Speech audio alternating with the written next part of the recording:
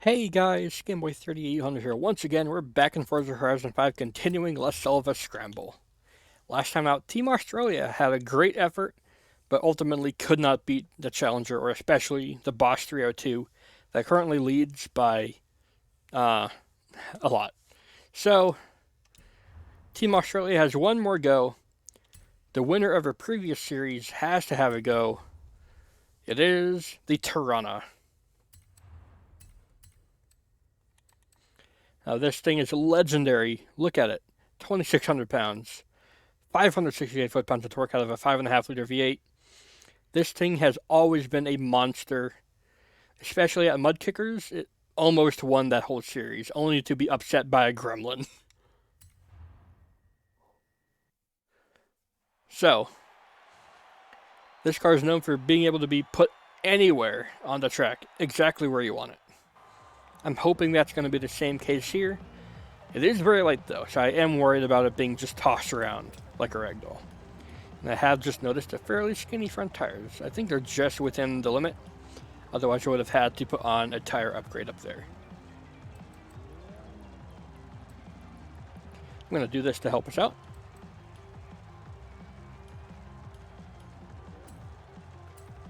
We're ready to go.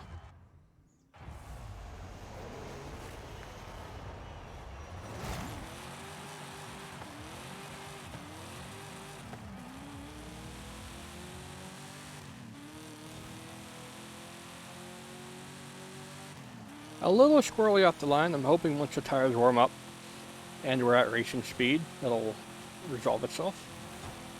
Some great grip to that turn, at least before we're at full speed.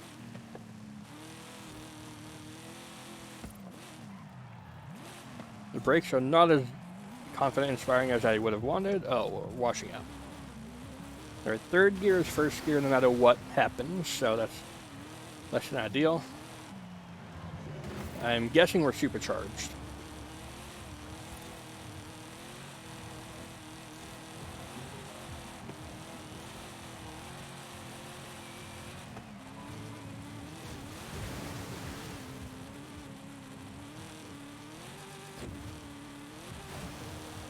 So we may be a Ford Mustang 1965,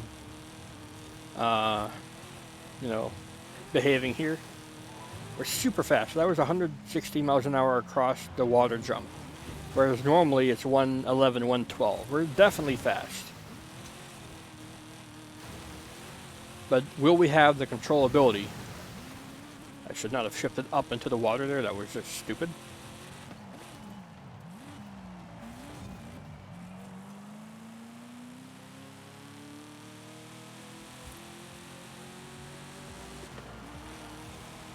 We're so fast.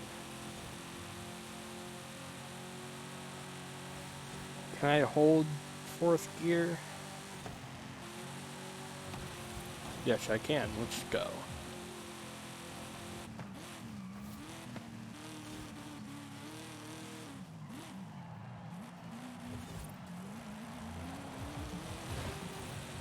There goes the wing. We're super slidey as soon as we get off-road.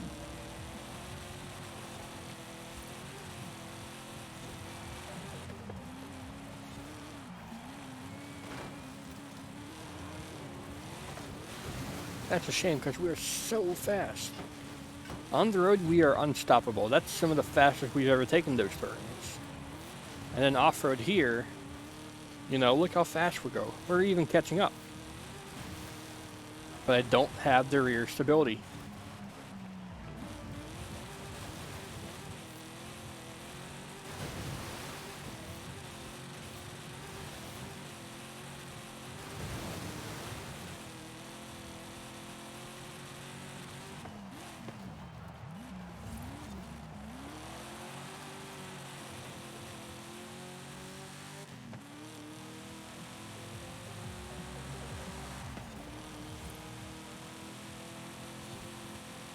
Look at us go.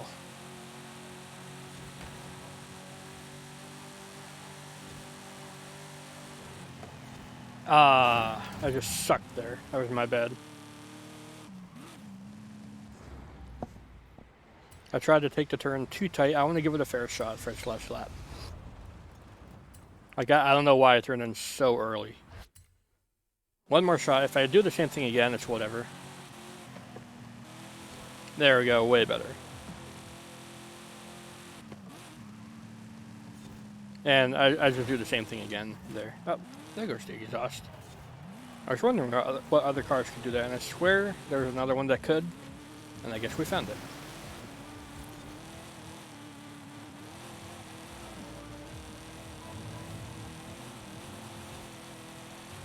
So in Horizon 4, oh my gosh, this lap is gone, so I'm going to end it here. In Horizon 4, this car could be put exactly where we want it, but we used it in all-wheel drive form.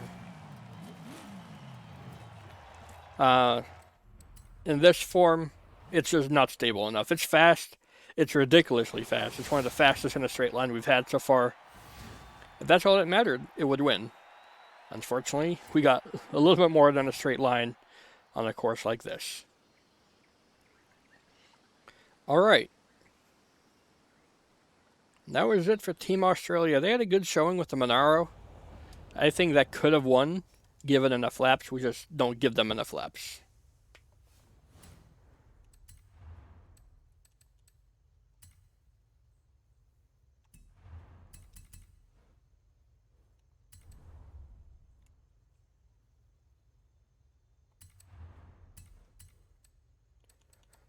So that's it for the Holdens. Is there anything in the Hondas? Nope, nothing in the Hondas.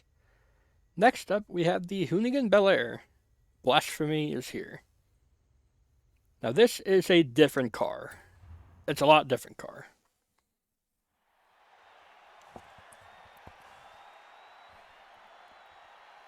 This being a gasser, it's a drag car. Full stop. In Horizon 3, it was awful. In Horizon 4, I never drove it enough to even notice it.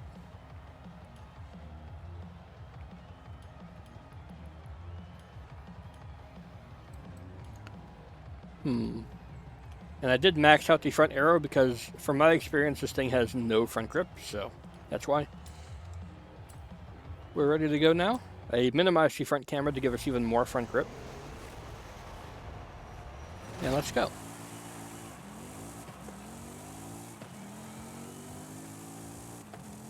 This thing can rev over 8 grand.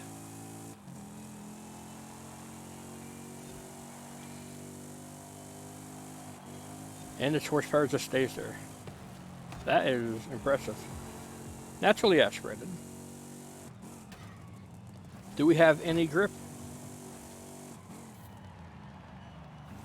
We have no front braking grip. But other than that, I'm actually surprised by this.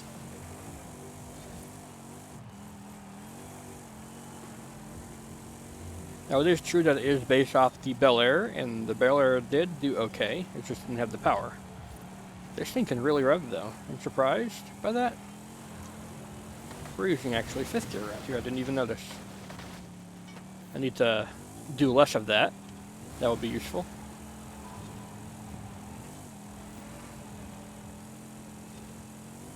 Powers or speed, average, 111 to 112.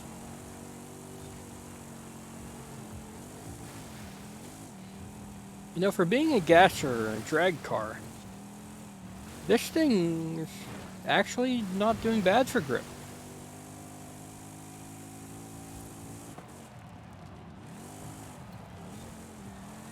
We may fall over, but other than that, it's fine.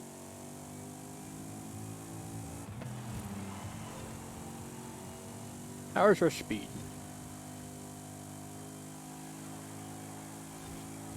I think I have 6 gears, so I'm going to try to hold it in 5th.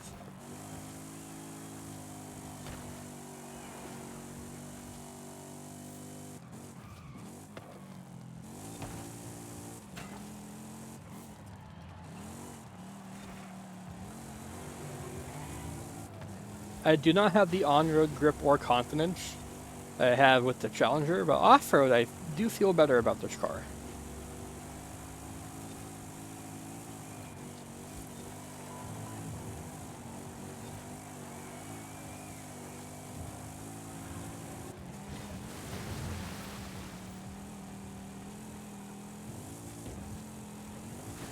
It's obviously not enough feeling better to catch up to the Challenger or even the Bosch 302, but it's respectable.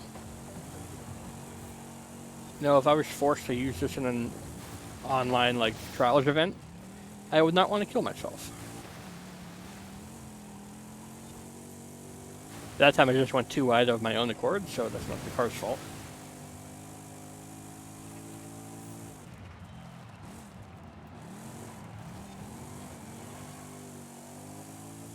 Like, yeah, this thing likes to straighten up pretty good.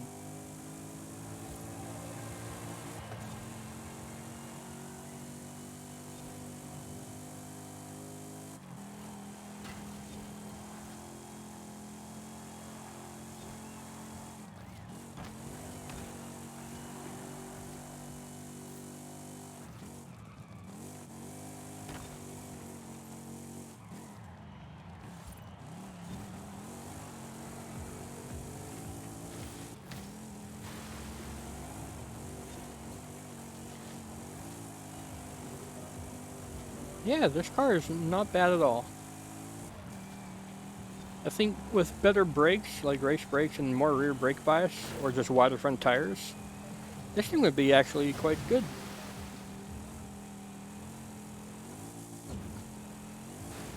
It is a little bit all over the place, this is true. I'm not sure what stage chassis rigidity I have in it, if any.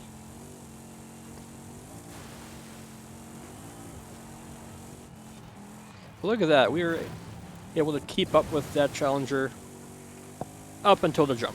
I don't know what happened there, I just went too wide. I think that time it was the car's fault, it drifted too wide.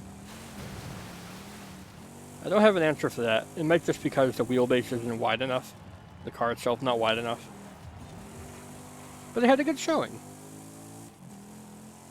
Blasphemy did a good job.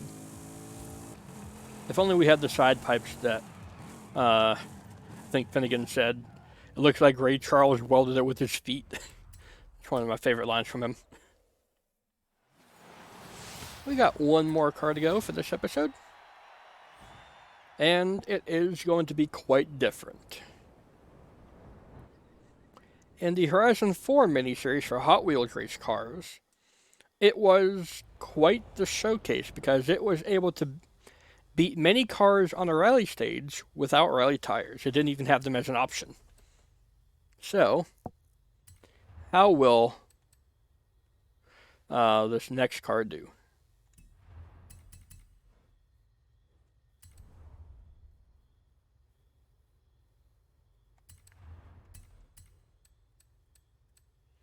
Yep, after Blasphemy, here's the next vehicle. Yep, this is the Dually Hot Rod 1949.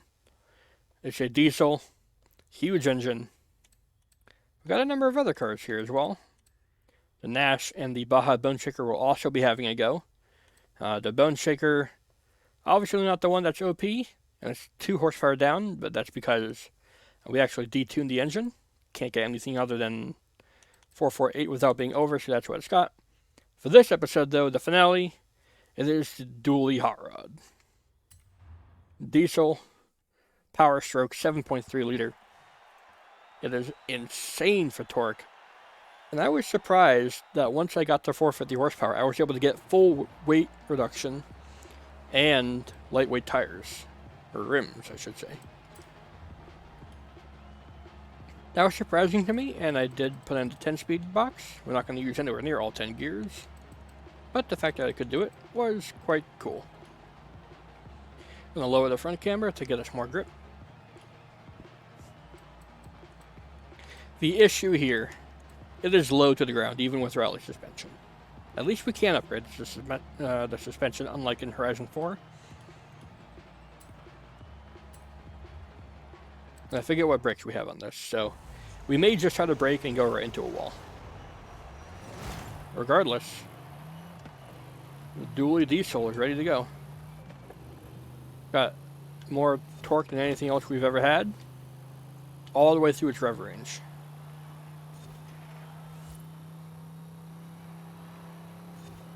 Like, even maxed out, it's got 540 foot-pounds of torque.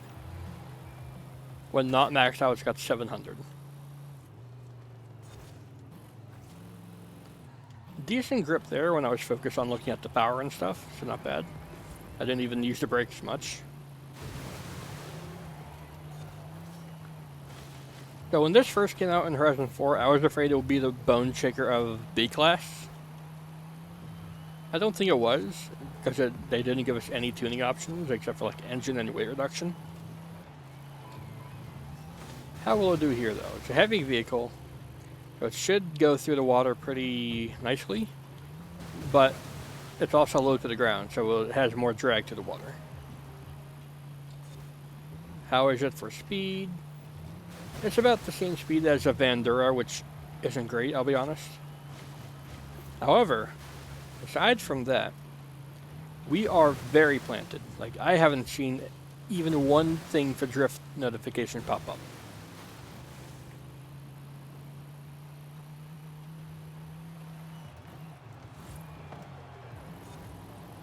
Yeah, through the water, this thing is actually awful. It's the worst we've ever seen. Everywhere else, though, I'm hoping it'll be enough.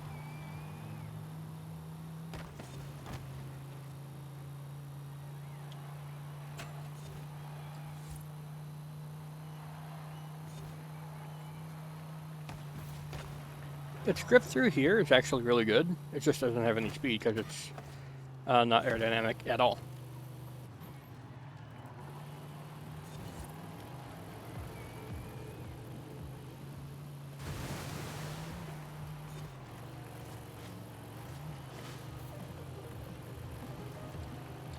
I would say this is like the GMC Jimmy. It's very stable, but it's not fast.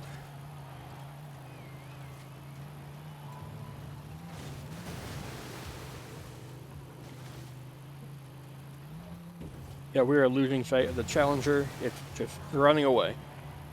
If we had more ride height, I think that would help us out a lot, but we don't.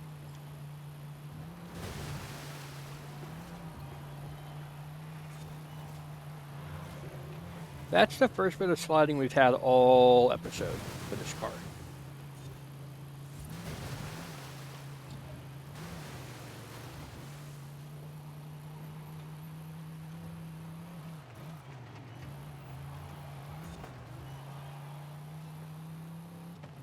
It is so good at that last turn.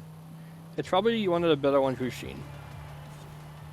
But its lack of top speed and ease of just dying in the water because it's so low really holds it back. On a tarmac circuit, this thing would probably be pretty cool. Other than its weight, setting it back, everything else is good about it.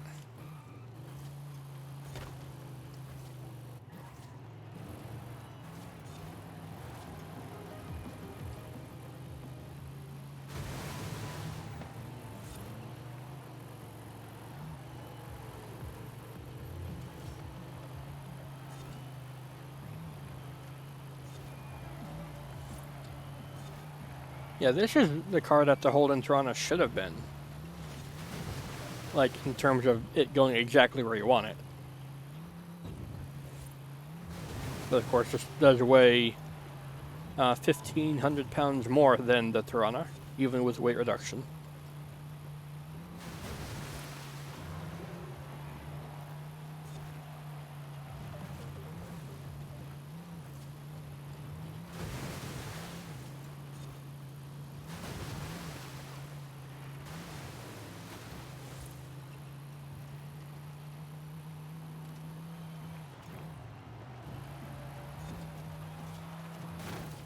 Dang. I was just pushing it to see what it could do. I think this will still be our best lap. No, not even our best lap because of that wall tap. Oh well. A dually hot rod. Definitely a good showing for Hot Wheelers, considering we're going to continue doing that for the next episode. I just couldn't get it. But if you're up for more Hot Wheels, you can leave a like, favorite, comment, share, and of course don't forget to subscribe as well. Thanks, Cambria. I'll see you all in the future.